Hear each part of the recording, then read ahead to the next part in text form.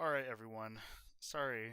Um, I just kind of had a mishap in which I was recording and my mic wasn't on. So let's go ahead and move on from that. So today we're going to do a bit of a exam three practice and review. So today I'm going to go over homologous versus sister chromatids, some of the information about cells, the cell cycle, um, DNA synthesis, and of course mitosis and meiosis. So let's jump right into it.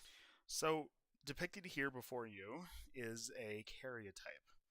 So now karyotype is um, is basically someone's genome laid out before them. So here we could see that. So here we see that we have 23 chromosomes, and this individual is a female due to the lack of the Y chromosome. So let's see what's going on here. See, normally you wouldn't have these sort of colored regions, but these colored regions indicate something very important. So this is a very good example of homologous chromosomes. This is like a perfect example actually. So let's look at chromosome 1 for example here. So chromosome 1 has this green portion on the top, and then pink, and then green, then pink, then and this orange is green. So as you can see here, that matches perfectly with this other chromosome, right? These are homologous for that reason. They match perfectly with each other. Not perfectly. That isn't to say that they're exact copies of each other because they're not. They still have different information from one another, but this so but they do have the same genes, the same genes, the same placement of the genes within the chromosome. So here we have this pink region here, and then we have this pink region here. And also notice how they're similar length, right? So for homologous chromosomes, it must be of similar length, similar amount of information, same genes, different alleles, therefore not identical. So that's how I would describe homologous chromosomes, right?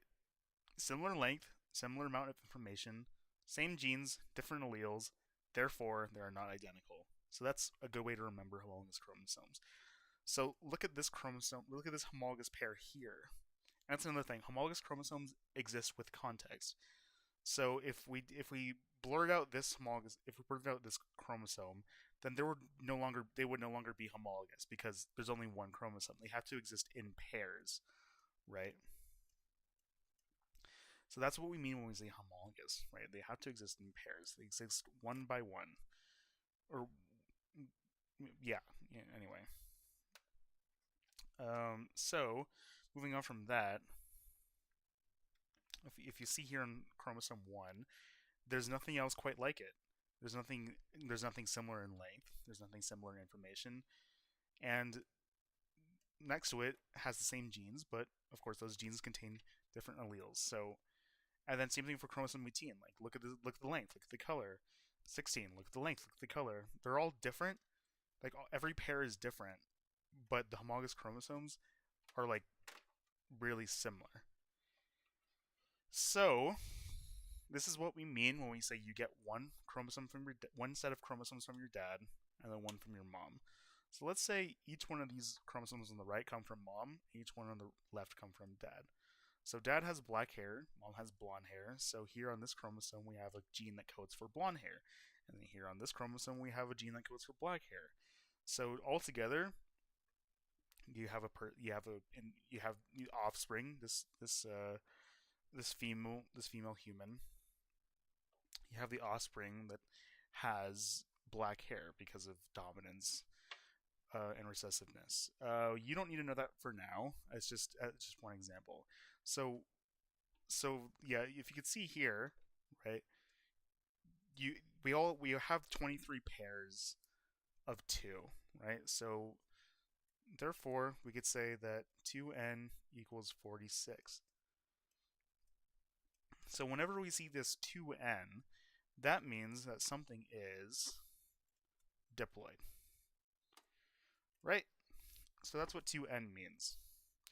Now, when we go into making gametes, then n equals 23. So now this would be haploid. So what does this mean? So 2n refers to homologous chromosomes, the presence of homologous chromosomes. When we're talking about diploid cells, that means there are homologous chromosomes. When we're talking about haploid cells, that means there are not homologous chromosomes. Because there aren't any, because in haploid cells, they don't have these pairs together like this. So that's what we mean when we say haploid versus diploid. Diploid, homologous chromosomes. Haploid, no homologous chromosomes. So we can go a little bit more into depth with that later. But for now, let's go over the difference between homologous chromosomes versus sister chromatids, because there's a lot of confusion when it comes to that as well. So you're not going to get this on the exam, right? So let's draw a very simple cell. So let's say this is 2n equals 4, right? Humans, of course, have 2n equals 46. So right, let's draw 2 chromosomes here and then 2 more chromosomes here. So look how this would be a pair and this would be a pair. Let's look at our criteria again. Similar length, similar amount of information, same genes in different alleles, which we can't really tell with these in this example, but we're just going to pretend like we can. So this would be like your these two properties would be your main way of telling which ones are homologous versus which ones are not. So this cell is 2n equals 4, and judging from the fact that these chromosomes are not duplicated, we could say that this cell is in G1. So let's go over the cell cycle real quick. We go from G1 into S phase, into G2 phase, into M phase, back to G1. So now, from G1 to G2, that's known as interphase. And of course, M is the mitotic phase. So M is like the final culmination of like all the growth, and then the cell finally splits apart, right? However, we're looking at G1 here. So this is right after cell division. This is the very beginning of a new cell. So let's look at our amount of chromosomes. So we have this line here and this line here, right? And look at the length and look at the amount of information. These are homologous. Same thing with here. Look at the length, look at the information. These are also homologous. So, now let's say we go through S phase now. So S phase is the process of duplicating the DNA, right? So now, we're going to go over here, and now look at this. Now our chromosomes are going to look like X's. So now, this is where we get into the distinction between sister chromatids and chromosomes. So now, let's look at this. Let's look at this closer. Let's move over here, for example. So this. Okay, I'm gonna go ahead and delete this real quick. This is a homologous pair. These are homologous chromosomes. This is one chromosome. This is one chromatid. Now, that's very important, and it's something that you need to remember. There is no easy way of remembering it. I'm just going to be real with you. There is no easy way of remembering it. It's just something that you have to understand, unfortunately. But we could try it. We could try it to we could try anyway. So here we're unduplicated, then we go through S phase, and here we are duplicated. So what goes on during S phase, right? During S phase, we're making exact replicas of the chromosomes. Now, homologous chromosomes are not exact replicas, they are not identical. That's one of the criteria of homologous chromosomes. Sister chromatids are identical. And just like homologous chromosomes, sister chromatids exist in context, right? For example, these are sister chromatids, but by themselves they don't really mean anything. Like these wouldn't be sister chromatids, for example. These would be sisters with each other, if that makes sense. Well, actually, scratch that. Scratch that. So yeah, these would not be sisters with each other. These would be sisters with each other. Now, typically in biology, typically in cell biology, when we're talking about sisters, sisters typically mean that something is identical. So, in this context, sisters mean that these chromatids are identical with each other. But it's important to note the difference in language. Chromatid versus chromosome. Chromatid means that it is not a chromosome, and vice versa. Chromosomes mean that it's not a chromatid. So where is the difference? Like, where am I going with this? What I mean is that when they're attached like this, here, this is known as a centromere. When they're attached at the centromere like this, they carry the exact same information. These two chromatids carry the exact same information. They are not at all different, right? And because they are not different and they're attached here, so they serve the same purpose. They have the same genes, the same alleles, the same everything. They operate as one chromosome. Same thing right here. Two sister chromatids, both are identical, both are attached, operate as one chromosome. That is the difference between sister chromatids and chromosomes. So when we're talking about homologous chromosomes as well, right, these are still chromosomes, right? And look at this, they're still similar length. They're still similar length. They're still similar length. They still have the same amount of information, but they're just been duplicated, right? So this would be still considered a homologous pair. They would still be considered homologs, right? Another important thing to note: homo means same, right? So when we're talking about homologous, homologous means same, right? Same logos. I don't know what logos means, but that's just essentially what's going on here. So that's a really, really important distinction to make for this exam. You have to know the difference between sister chromatids and chromosomes. So, for example, these would not be sister chromatids. These wouldn't be considered chromatids because there's just one of them, right? These would be considered sister chromatids. Why? Because they're connected. They act as one chromosome. So that's a distinct. So let's review, right? So we have chromosomes, homologous chromosomes, chromatids, and sister chromatids.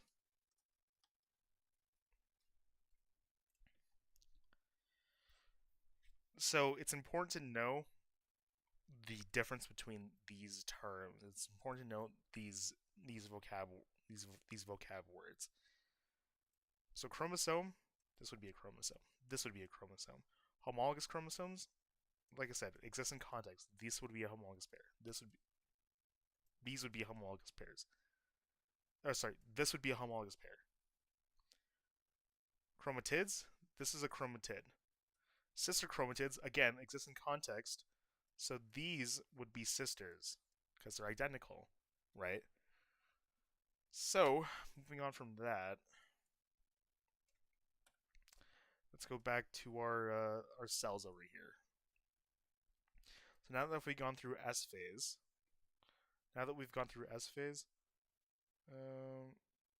sorry.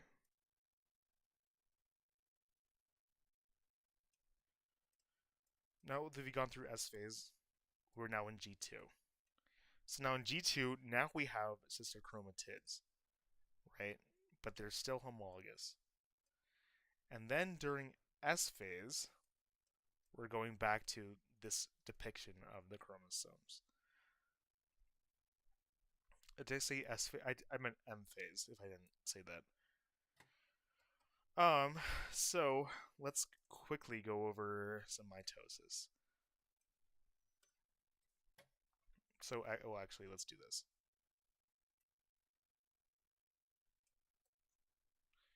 And everything else we can delete. So, we had the cell in G2, right? And let's go ahead and draw this. So this is our cell in G2. Actually, no. But more accurately, our cell in G2 would look something more like this. So we have the cell, and then we have the nuclear membrane, and then we have a bowl of spaghetti.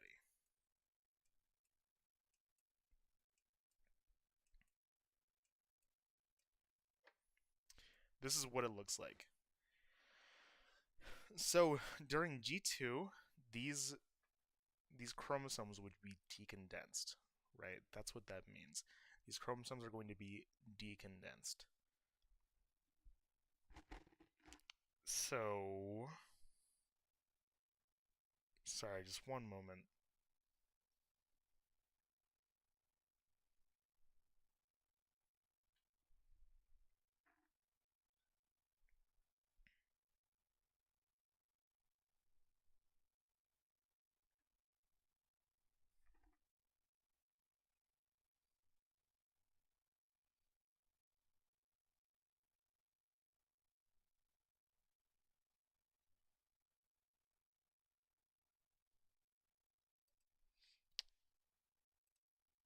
Okay. So let's sorry about that. Okay. So we have a cell here in G2. We have a nuclear membrane and we have the chromosomes. So now this cell is going to go through mitosis because during G2 we have a bunch of checkpoints that say, okay, well this cell has enough. This cell has enough. This cell has enough nutrients. It has enough energy. It has all the requisites to go through mitosis. So now we're going to start prophase. During prophase, this is important. During prophase, our chromosomes condense. So now we have this typical chromosome shape, one that we're more than familiar with at this point. So this is what the chromosomes will now look like. So this is prophase. And then we move on into prometaphase. So now during prometaphase,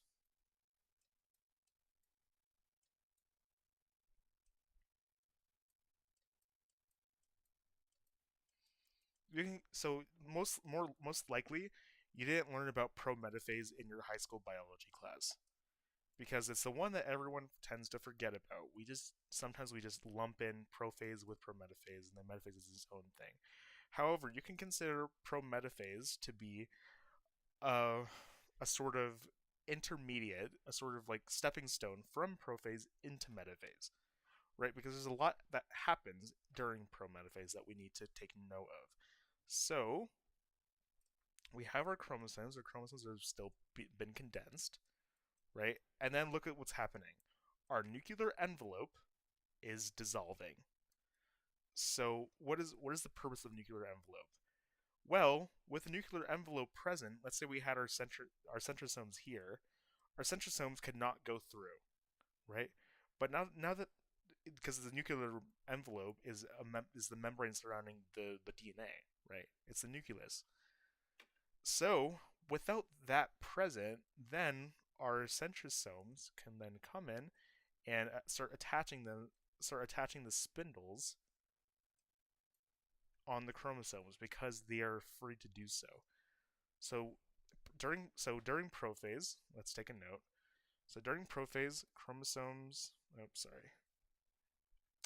Let's write it in blue. Chromosomes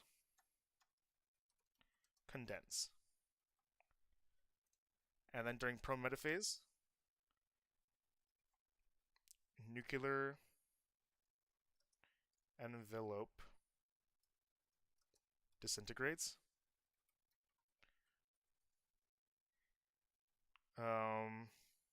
Centrosomes appear.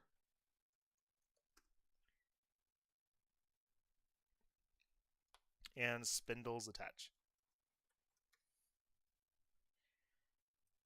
So there's a lot that goes on during prometaphase, right? As you could see. But so yeah, it's important to know. It's important to know all of these, right? It's important to know all the steps. So let's move on to metaphase. So now we have metaphase, right? So now during metaphase, what's going to happen are we have the metaphase plate. So that's the middle of the cell. And basically our centrosomes are going to move our chromosomes to the center. That's what's happening here. They're moving to the center. So now, okay, so let's make a note of that. Chromosomes move to the center of the cell. Okay, so now moving on from that, I mean, we have to split them apart now, right? So let's move on to anaphase, in which that does happen. So now during anaphase, we have our centrosomes, and then our centrosomes are just going to go ahead and pull apart the sister chromatids.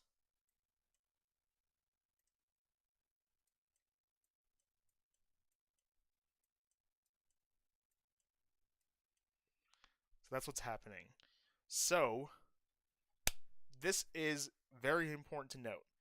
So why do we duplicate DNA? Why do we replicate DNA? This is why, right? Because when we split apart the cell, now this cell has 4 chromosomes and this cell has 4 chromosomes. And they have to be exactly identical with each other because during mitosis, we are making identical sets of cells. We are making one set and then another set. Sorry, scratch that. During mitosis, we are making identical cells, right? And for that to happen, we need 2 sets of chromosomes. So one set can go here, and then one set can go there, right? But those 2 sets have to be identical. But it's also important to note that when we do replicate the DNA, when we do duplicate this DNA, we are not increasing the number of chromosomes. That is not what's happening. The amount of chromosomes stays the same. We have 4 chromosomes in G2, and then we have 4 chromosomes in G1. We are not, so when we duplicate DNA, when we have sister chromatids, we are not, we therefore do not have 8 chromosomes. We still have 4 chromosomes. So now, once we finally split them up, once we finally split apart these sisters during anaphase, once we finally split these apart, then we can consider these to be their own chromosomes. Kind of. No, I mean, not yet. There's we still need to go through cytokinesis first. But these sister chromatids can then be considered their own chromosomes because, well, the cell's not going to be doing any activity during this point, so it doesn't really matter. So then, okay, let's make a note real quick. So during anaphase, sister chromatids split apart. Remember, sister in this context means identical copy, right? So now we're going to go into good old telophase. Now during telophase, our nuclear envelope is starting to reform.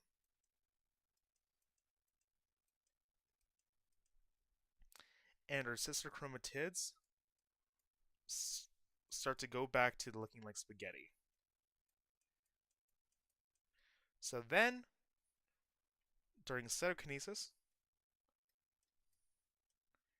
we have two identical cells.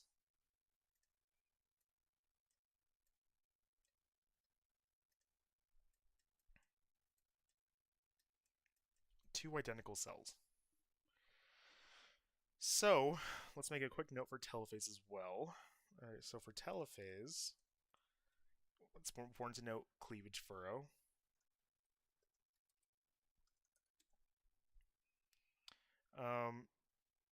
Envelope reforms, and chromosomes decondense.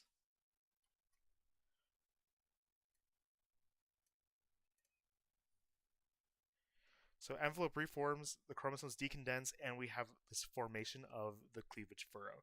This right here is a cleavage furrow, right? It looks like a butt, right? Cleavage, right? Anyway, cleavage furrow. So that's what's happening here. So here we're making two identical cells, right? And like I said, this is why we needed to make this is why we needed to synthesize DNA in the first place, so we could have two sets of DNA, one each going into each cell. That's why we did what we did, and that's why it's so important. So this is mitosis. Take a screenshot, do what you got to do. Very important that we know all of this, right? But all things considered, it is I think anyway, it's pretty straightforward. But if you do have any questions, please do not hesitate to contact me or any of the other tutors or Dr. Howe. So, where do we go from here? Let's move into meiosis now. So now meiosis is a bit of a different process. Oh wait, hold on. Actually, never mind. Meiosis is a bit of a different process. There's a lot of tiny details that you have to know. There's like little details here and there that are easy to forget, easy to miss, that sort of thing. So we're gonna go through it slowly, but quickly at the same time because I'm a little strapped for time, unfortunately. Um, so let's go through it. Let's go through meiosis now. So meiosis starts with a cell in G2 phase. So remember what G2 looks like, right? G2, we have this cell, and then a nuclear envelope, and then just a bunch of spaghetti, right? Just a bunch of spaghetti. So during G2, remember what is the cell? What are some properties of the cell? One, we have sister chromatids. Two, our DNA has been duplicated, which sister chromatids. And three, I don't really know where I was going with that. Anyway, so those are some important things to know about G2 phase. Is that the chromosomes have already been duplicated. We have sister chromatids. We have everything that's needed to proceed with cell replication. So let's jump right into it. So special types of cells, known as stem cells, will go through this process of meiosis. So what does that mean? Right? It means that basically stem cells are just specialized to become whatever the body needs it to become. So does it need to become a heart cell? It becomes a heart cell. Does it need to become a liver cell? It becomes a liver cell. Does it need to become a sex cell? It becomes a sex cell. So this cell is very special. This one right here is very special. It is a stem cell. So this stem cell has received information from the endocrine system, and it states that you have to go through meiosis right now. So let's go through meiosis. And I'm going to draw this out because this is another area of confusion. You either go through mitosis or you go through meiosis. There is no in between, right? You have to go through one or you go through the other. So let's see what that looks like. So we start off in G1. That's should be clear at this point. Then we go through S phase, and then we go through G2, and then we go through M phase. So M stands for mitotic, right? Or, I wrote G1, G2. Or during G2 phase, we could deviate off the cycle and we can go through meiosis.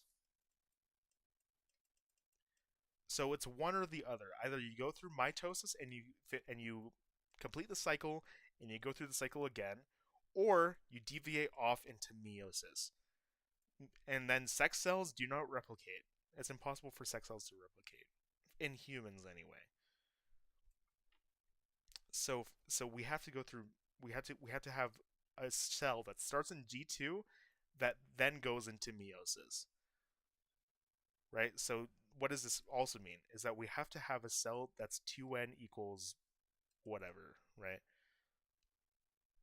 We can't do meiosis if we have a cell that's starting in n equals whatever, for example.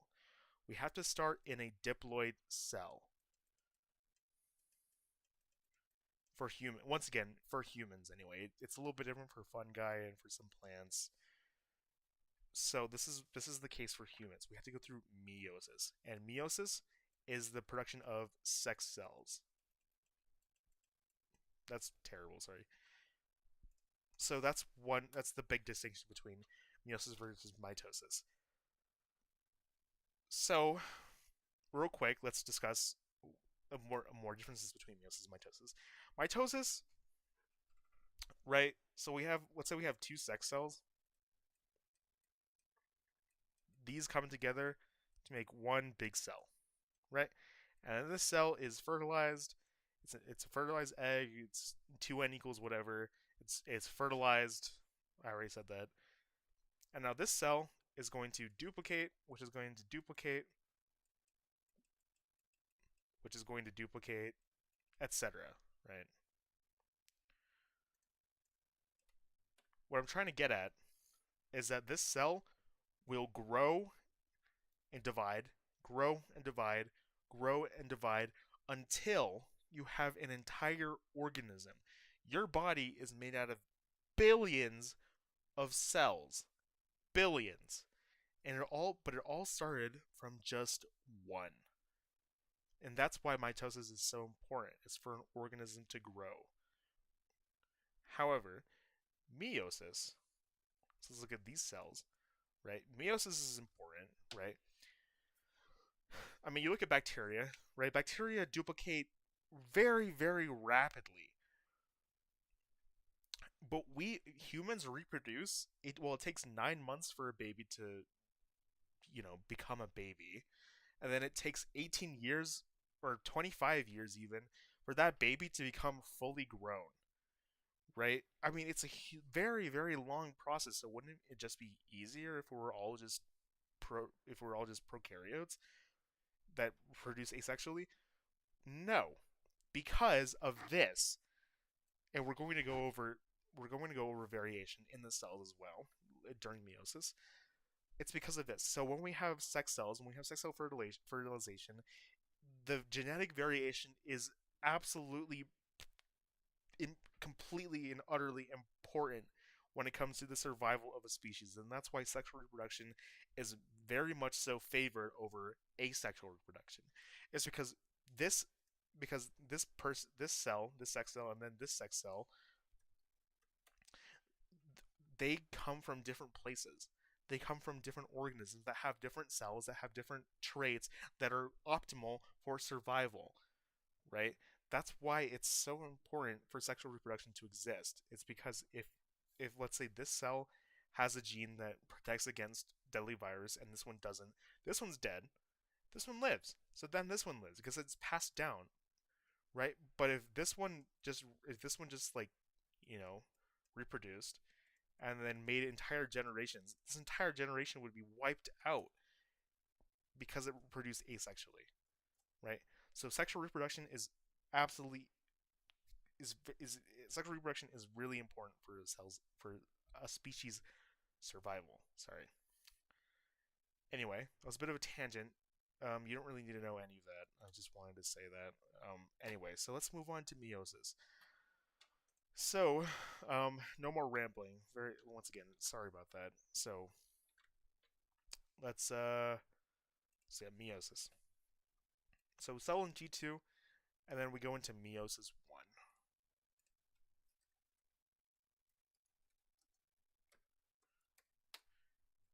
So we go into meiosis 1 now. So in meiosis 1, we have prophase 1, metaphase 1, anaphase 1, telophase 1. Notice how I didn't say prometaphase 1. That's because during meiosis there is no prometaphase. So, another thing.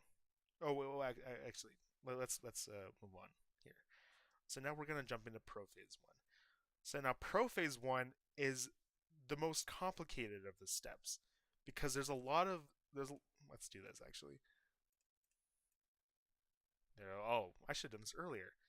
There's a lot of stuff that's going on during prophase 1.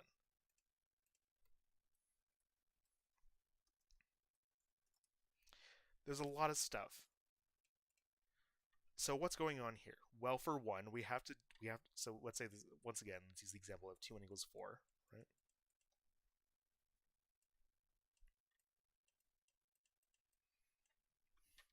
So there's a lot of stuff going on. For one, sorry. For one, our chromosomes have to condense. Let's make this one yellow. Our chromosomes have to condense, right? And then let's make this one smaller. Just to make it obvious, right? Anyway, I'm gonna draw this a little bigger later. Our chromosomes have to condense first, right? So that's normal during prophase. But also, we have the steps in prometaphase that happen here as well. So, and then, okay, so I know I drew the centrosomes as yellow earlier. Here, they're going to be orange now. So I made that mistake.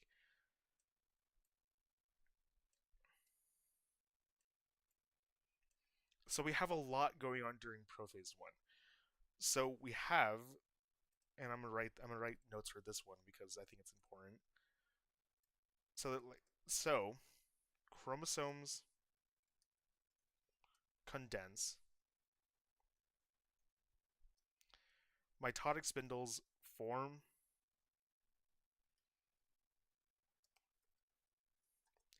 nuclear envelope dissolves,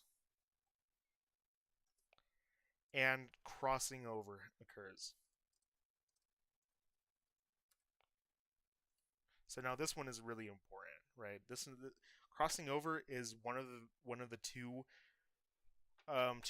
factors of genetic variation that happen during meiosis. So this one's really important. So notice, right, during prophase 1, I would have normally just during regular prophase, I would have just drawn the chromosomes like this, right?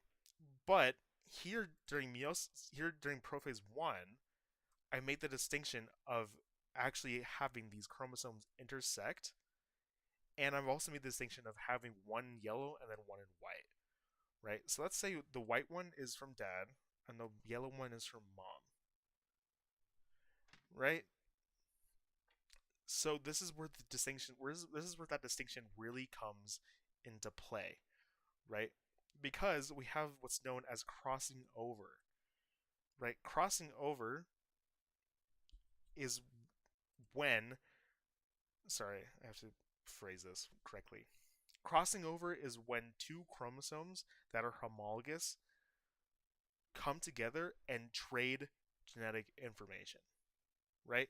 So here they're going to go ahead and trade information. They're going to swap genes. They're going to swap like hair color gene or eye color gene or height gene or whether or not your teeth grow in straight gene, whatever, right? These this is really important for genetic variation because one cell is going to get like this gene, another cell is going to get a different gene, but they have the same like chromosome. They have the same chromosome, but they're going to get different genes because of this, right? That's why it's so important. This this is a good example. This is a perfect example actually of that genetic variation that's happening during meiosis. Um, so when these chromosomes actually come together, that's what's known as synapsis. So synapses is when they actually lock in and start trading information. That's synapses. So you can kind of consider synapses and crossing over to be sort of the same thing, but kind of different. I mean, I wouldn't worry about it too much. But that's what's happening here. Synapses, which then turns into crossing over, which then accounts for genetic variation later on. So this is what's happening during privilege. There's a lot going on, and you have to know all of it. Unfortunately, I'm sorry, but you just have to. So that's what's happening, though. Let's move on. So let's go into metaphase 1. So like I said, there is no pro-metaphase 1. It's just metaphase 1. There is no pro-metaphase during meiosis. And this is another really important distinction. This is another really important distinction to be made. Normally during metaphase, these chromosomes would just line up one by one by one by one. That's not what's happening here. Instead, this is what's happening.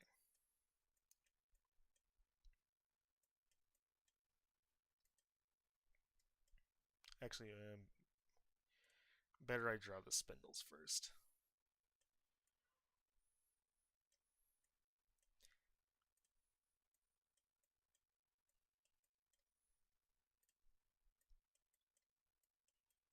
This is what's happening. So notice how they're lining up side by side instead of one by one by one by one. They're lining up side by side now, which is a big difference between metaphase 1 and normal metaphase. So side by side. And also like what's happening here. We have a white on this side and the yellow on this side. A white on this side and the yellow on this. So if this splits apart, this side is going to get all white chromosomes, this one's going to get all yellow. But keep in mind, this can also happen.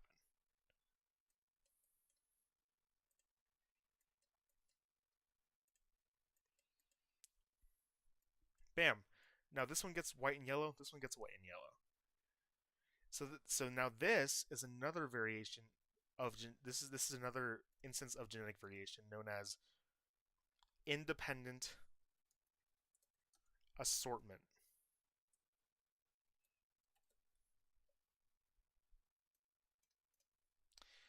So independent assortment essentially just means that the chromosomes will independently assort themselves into either side of the cell. So now when these split apart during cytokinesis, the cell is going to get different chromosomes. The cell is going to have different chromosomes in each daughter cell. That's what's happening. So yeah. But it's also important to note that these are homologous chromosomes. So during this process, we are splitting apart homologous chromosomes. We're still going to have sister chromatids after telophase 1. So let's move on, right? Let's look at how this is going to affect the cell. So now let's go into anaphase 1, right?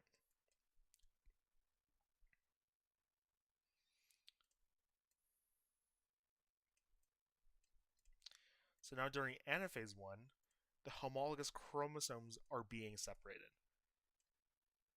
Now note that normally the sister chromatids separate, but here homologous chromosomes are separating. That's a very important distinction. So why is that important? Well, if we no longer have homologous chromosomes, then we're no longer going to have a diploid cell. We're going to have a cell that is split in half. It has half the amount of information, right? So this is during anaphase 1. They're splitting apart the homologous chromosomes, and then we go into telophase. And then this is another important distinction, that during telophase, our chromosomes do not decondense. Our chromosomes do not decondense and the nuclear envelope also doesn't reform. Right? That's another important distinction to to be made in telophase 1. So you can see a bunch of differences, a whole bunch of differences that are happening here between all the steps. Prophase we have the crossing over, metaphase we have the independent assortment, anaphase we have the separation of homologous chromosomes, and telophase we don't have the reformation of the envelope or the decondensing of the chromosomes. So a bunch is happening. So now let's but there is a cell cleavage furrow, that's important. So now we're going to have two cells. We're going to make two daughter cells. But look at what's going on in these daughter cells, right? These daughter cells will now be considered n equals 2 because they have half the amount than what in which we started with. So let's say we have the big white chromosome here, the little white chromosome here, and then the little yellow chromosome here, and then the big yellow chromosome here. Right, from what we started with. I just kind of omitted that here for simplicity's sake. And also there's a little bit of yellow here and here and here, and there's a little bit of white here and here and here. Because remember we also did crossing over, but for the simplicity's sake I'm just going to omit that. So look at what's happening here. Homologous chromosomes are no longer together. So what does diploid mean? Diploid means something has to have homologous chromosomes. Remember? So if we don't have homologous chromosomes, these are now n equals 2 because we have this chromosome and this chromosome, this chromosome and this chromosome. We have 2 in each cell because despite the fact that they still have sister chromatids and the DNA is still duplicated, they would still be considered one chromosome. Remember that conversation from earlier. So now, for simplicity's sake, I'm going to go ahead and omit this cell as well, and we're just going to proceed with this one. So now, let's hop right into prophase 2. Now, prophase 2 is really simple. Because we don't have a nuclear envelope, and we don't have to condense the DNA, essentially what's going on here, the only thing that has to happen is the formation of the centrosomes. That's the only thing. Really simple. Right? So that's prophase 1. Sorry, that's prophase 2.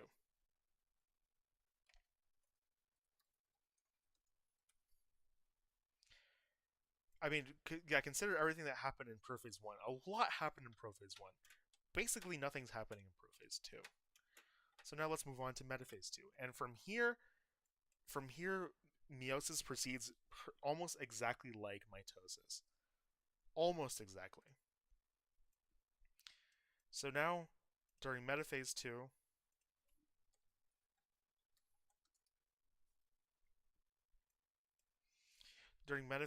now we have a chromosome lined up here,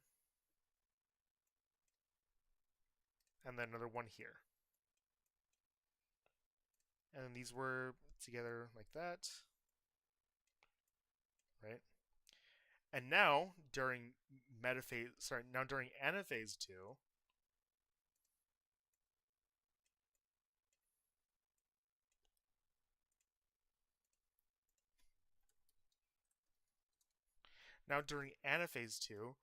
the sister chromatids are now being separated. So now we're pulling apart these sister chromatids. They're now going to be considered their own chromosomes, right?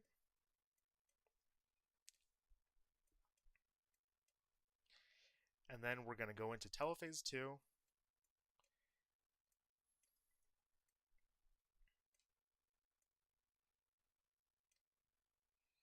In which the nuclear envelope starts to reform. And the DNA starts to decondense. And then we have one yellow here, one white here, one white here, one yellow here. And then, okay, let's hold on. This will be telophase 2. and then these split apart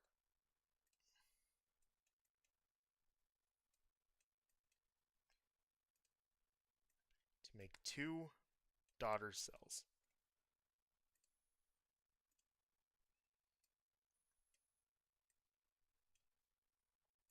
Just like this.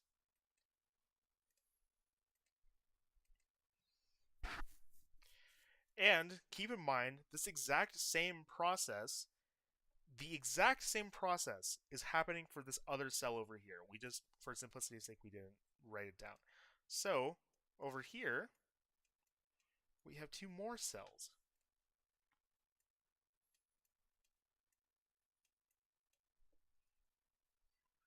So then we have the nuclear envelope, right?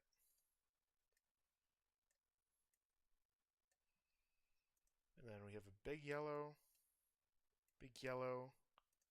little white.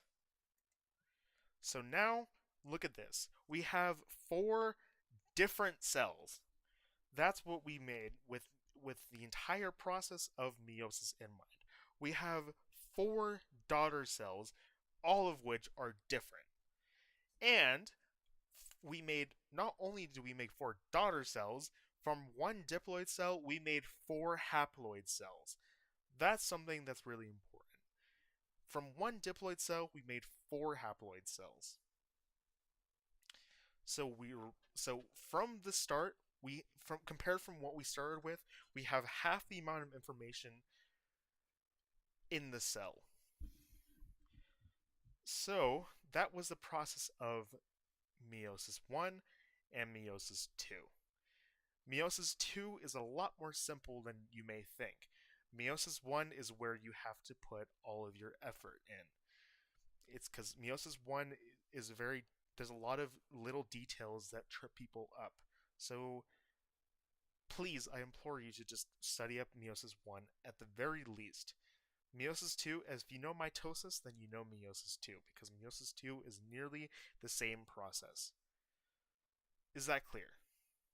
I can't hear you, but I'm going to assume that you said yes. That was meiosis. So, just as a quick... Actually, let's...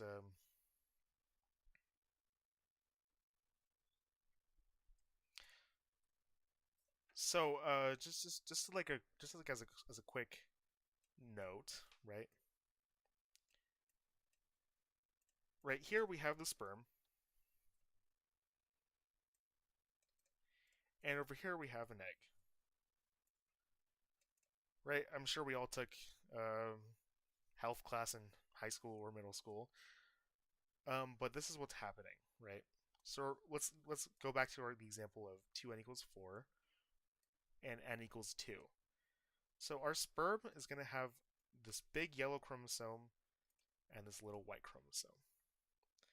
And then this egg is going to have this big white chromosome and this little yellow chromosome. So this egg is mom, of course, and this sperm is dad, right? So now, when this sperm goes ahead and fertilizes this egg, we are going to form what's known as a zygote.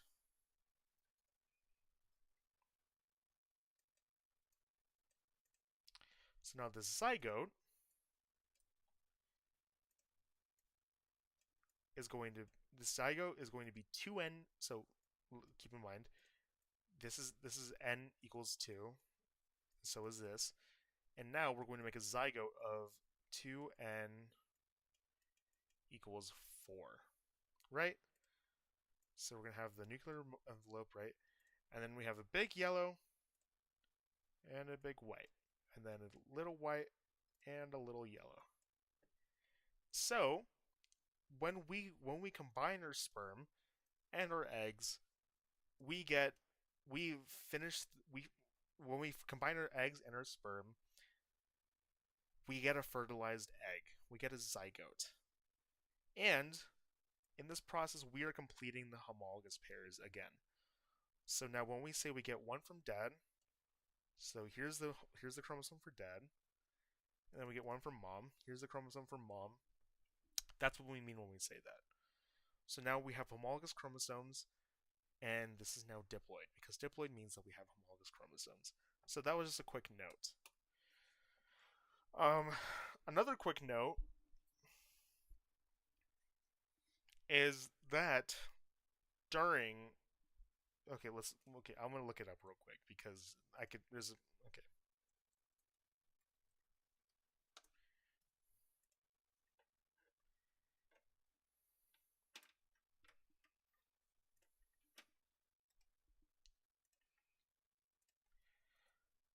Okay. So during during meiosis 2, we can make an egg or we can make a sperm that goes through something known as non-disjunction. So now non-disjunction is really detrimental because you were going to make a cell, sorry, you're going to make two daughter cells in which the chromosome numbers are lopsided. So for example, for this cell as an example, right? This if we split it down the middle, this cell is going to get four chromosomes, and this cell is only going to get two chromosomes. You can see why that is really detrimental for the organism. You're not getting enough information, or whatever, right? So if you have a sperm or if you have an egg that has gone through non-disjunction, it can lead to birth defects such as triploidity in one of your genes. So let's look at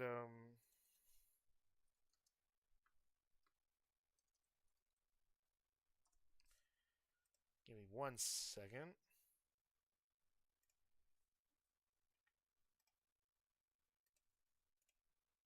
When I say triploidy, I meant trisomy. So this is trisomy 21. One example of um, one example of trisomy that you were told in class. So here on the 21st pair, here in chromosome 21, chromosomes 21 rather, you have an extra chromosome. So this individual will have chromosome number of 2n equals 47. So that's no bueno, right? We are going to have birth defects. This specifically, trisomy 21 leads to Down syndrome, right?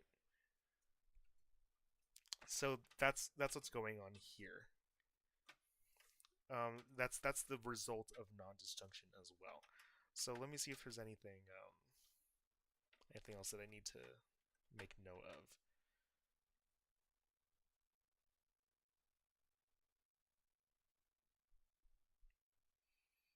So just to clarify, non-disjunction is the failure of the chromosomes to separate during division, right? That's what's happening during non-disjunction. So like I said, one cell is going to have more, the other cell is going to have less. So like I said, not really bad for the cell, and often leads to miscarriages because sometimes that difference is so large that the organism can just no longer live. Okay. Um,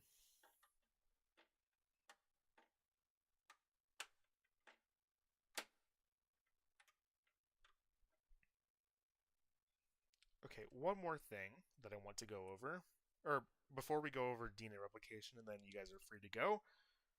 Well, I say that like you're forced to watch this. You're absolutely not forced to watch this. But anyway, before we go, I also just want to, before we go on and talk about DNA replication anyway, I just want to mention that so if we have two chromosomes here, this central point right here is called a centromere. Right, so that's where some of the language gets confusing. Chromosomes, chromatids, centromeres, centrosomes, centrioles. It all gets confusing. So my advice would be to review your vocab. That is like the number one thing I could recommend to you. Review your vocab. It'll do you wonders. This central area, that's your centromere. So, let's go on to DNA replication. So, DNA replication is one of those things where it's kind of hard to explain and it's kind of hard to get a grasp of.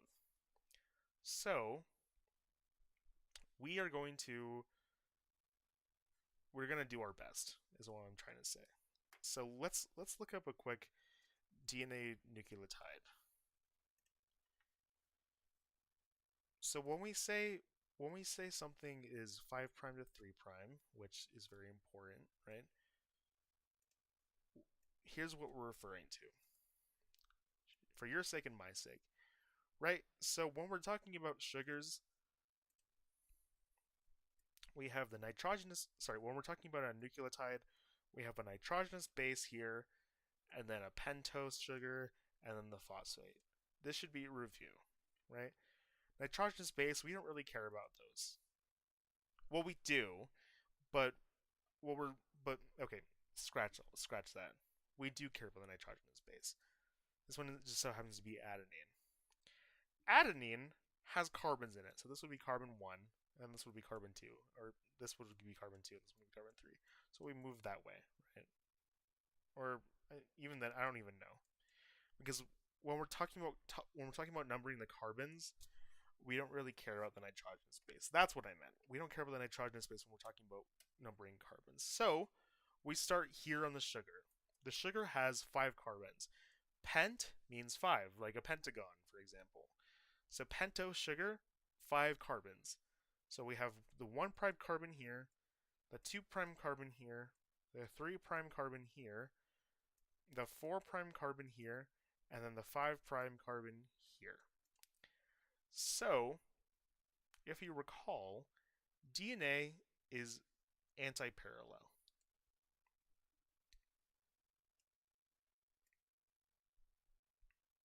Right? So basically, we have one strand that runs this way, and another strand that runs this way. And how do we tell this? From 5' to 3', and then from 3' to 5'. So therefore, these are running anti-parallel to each other, right? Now, when we say 5', we are referring to the 5' carbon on the nucleotide. And when we're talking about 3', we're talking about the 3' carbon on the nucleotide. So when we say DNA is always synthesized from 5' to 3', we're moving down this way. That's what we mean. We can't add a nucleotide up here. We always have to add a nucleotide down on this 3' hydroxyl group. So that's enough chemistry talk. Let's move on to DNA synthesis. So let's draw some DNA. Then it opens up and then closes back down.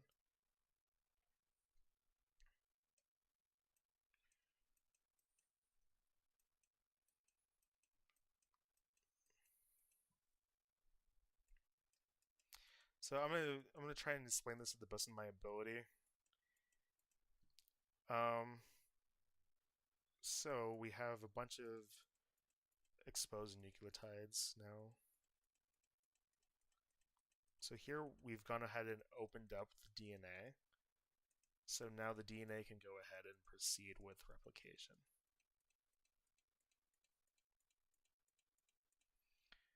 So 1 second.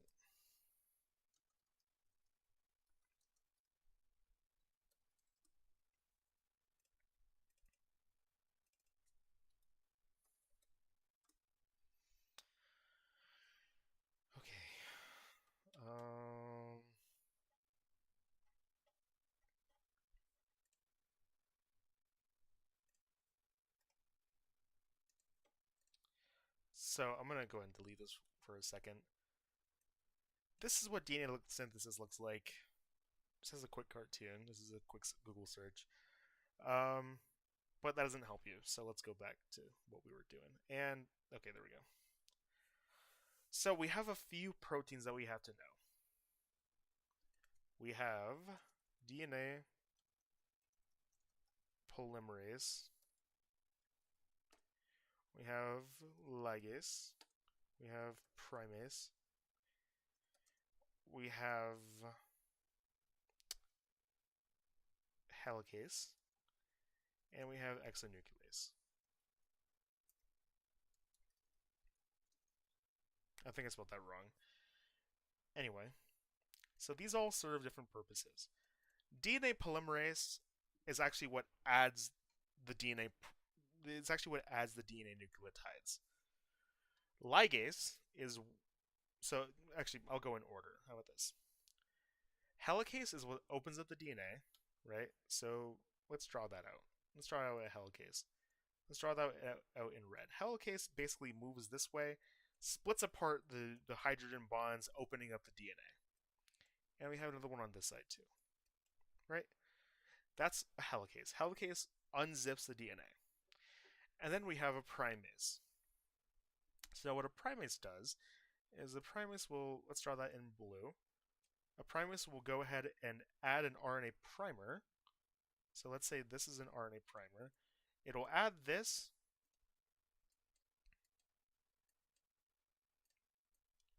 Primase will add this, in which then we go into DNA polymerase. So DNA polymerase will now recognize this sequence of RNA and will then move to add more to, and then it will then move to add more nucleotides. So as we move along here, right? As we move along here, we're adding more nucleotides.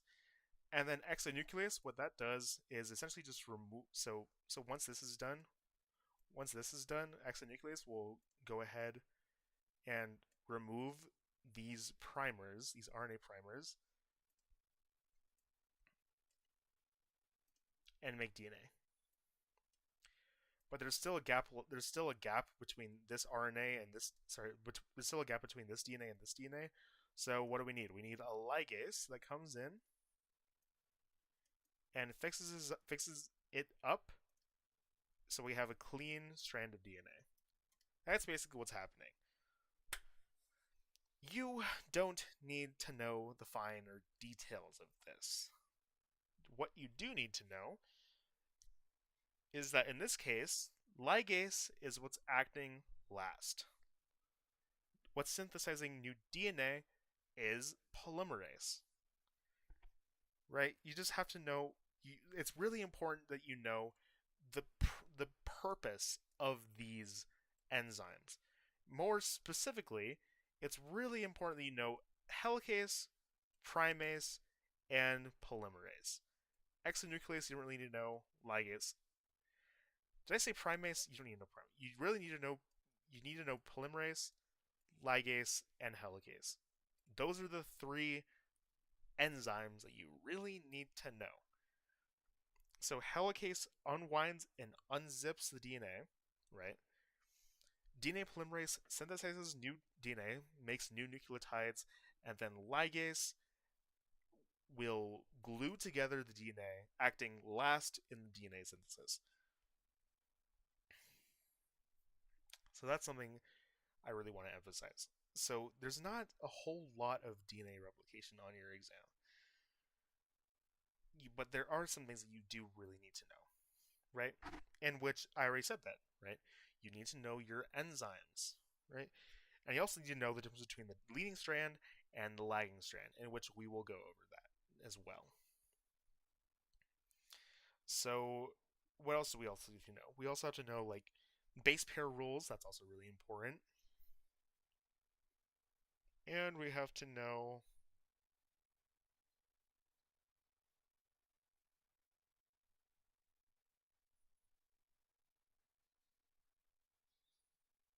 did I say lagging strand and leading strand? Well, we have to know that as well if I didn't already mention. So let's draw a couple of things. You don't need to know this. This red line is known as the origin of replication. Sounds really cool, doesn't it? Origin of replication. I mean, that sounds like some like JRPG type stuff, doesn't it? If you're into that anyway. So, basically what this says is that it tells us in which direction the DNA is going to be synthesized. So, this is really important to know, and I'm going to write this in bright pink. I don't know if I could go any brighter than that. Okay, let's write in a magenta, because that'll catch your eye, right? DNA is always synthesized from 5 prime to 3 prime. I'll say it louder for everyone in the back. Excuse me. DNA is always synthesized from 5 prime to 3 prime. Okay. What does that mean? Okay, I'll even circle it. How about that? That's too much. What does that mean?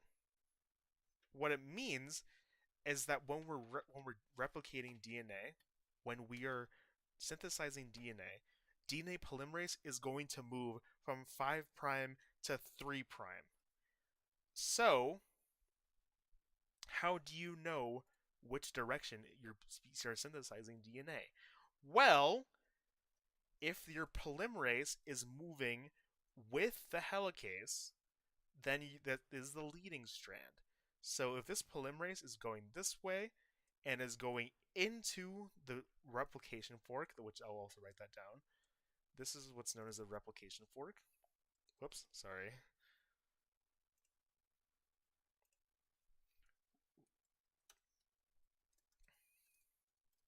This is the replication fork, right? Because it goes out and in prongs like a fork. If we're going into the replication fork, it is leading. Now, if let's say we had a primer here, and we're moving this way, DNA polymerase is moving this way, and we're going outward, that is the lagging strand. So if your polymerase is moving into the replication fork, leading. If it's moving out of the replication fork, it's lagging. Okay, so I'll write this down as well. Just give me 1 second.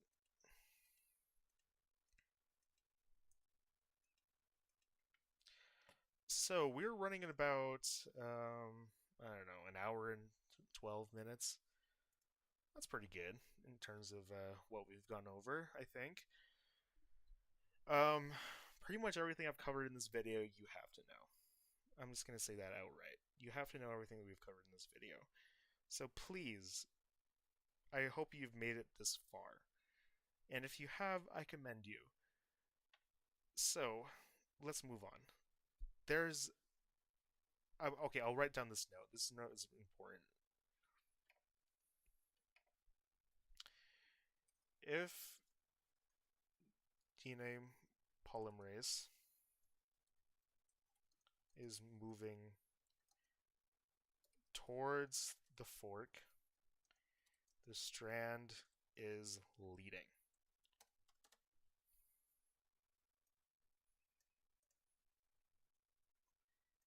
Okay, and then if DNA polymerase is moving away from the fork, the strand is lagging. So, that's what that means. I know that doesn't really help you. Okay, so let's write this down as well.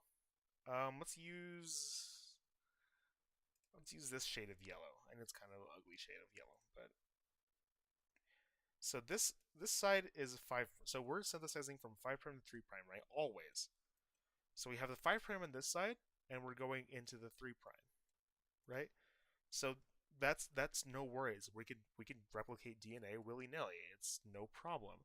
However, here on this side, because we're running anti-parallel, if we have 5 prime side, if we have the 5 prime on this side and the 3 prime on this side, then that kind of creates a problem, right? Because how are we going to make more DNA here, right? We're not able to make more DNA here because we're running the opposite direction, right? That's where Okazaki fragments come into play, right? Okazaki fragments are basically, so we have, so now if we go on the opposite side, now this is going to be the leading strand, right? And this is going to be the lagging strand because we haven't moved the direction in which we're moving. We haven't changed the direction in which we're moving, right? This is still going to be 5 prime over here. and this is still going to be 3 prime over here, right? Or and never mind. So then we're going to have Okazaki fragments over here. So basically, what that means is, let's say we had the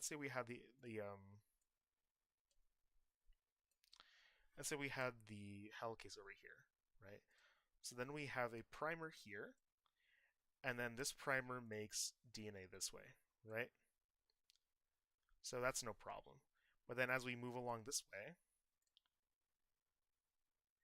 then we have to have another primer. So we have a primer here, and then a primer here, and then a primer here, and then DNA was made here, and then here, and then here, right? So what happens with all these primers, right? Look at how, so there's one primer over here, and then we just keep on going. There's multiple primers here, right? Because we had to account for the fragments. We had to account for the fact that this DNA is in fact lagging behind this DNA strand is lagging behind this DNA strand, because we're synthesizing DNA directly from 5' to 3' into the replication fork. Right here, we're synthesizing it away, right? So we have these fragments. Now these fragments are known as Okazaki fragments. So now Okazaki fragments only form on the lagging strand of the DNA, right? They only form when we're going away, right? So this would be a fragment, this would be a fragment, and this would be a fragment. And then what has to happen, right, is that the exonuclease has to come in and replace this RNA with DNA. So primers are made of RNA, right? That's not super important to know. RNAs are made of primers are made of RNA. That's just something you have to know.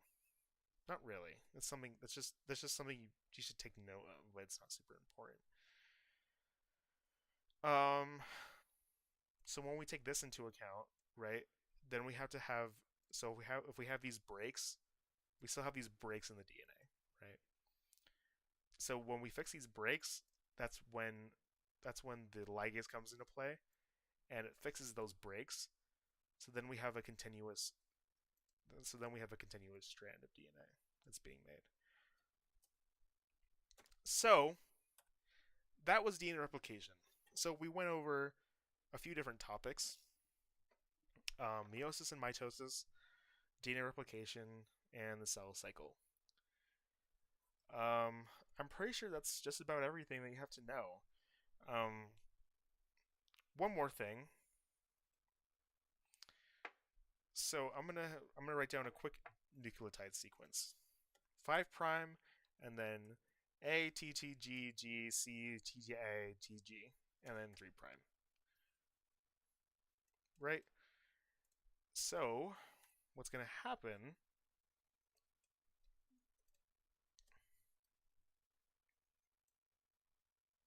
So this is where knowing your base pair rules comes into play, because now we're gonna base pair that with A, so A with T, T with A, so T A A, G with C, and C with G, C C G, T A C, 5'.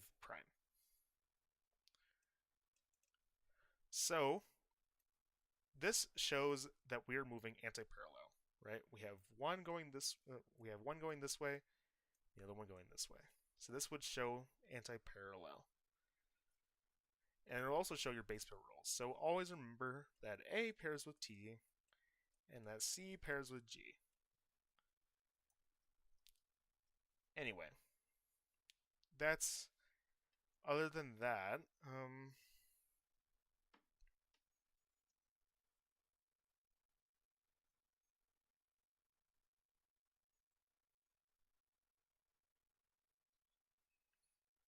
I'd say that's just about everything that you have to know. So, students, I hope that you do well in your exam tomorrow. I'm sorry for posting this so late. I hope you can go ahead and watch this before the exam. Take a quick hour and a half before the exam to study up on this video specifically. This video is designed to help you the most out of all your content, out of all your study materials. This video is designed to help you the most. In any case, I hope you do well. I hope you have a good night. I hope everything's well with you, and everyone in your life, and I'll bid you all farewell. Bye.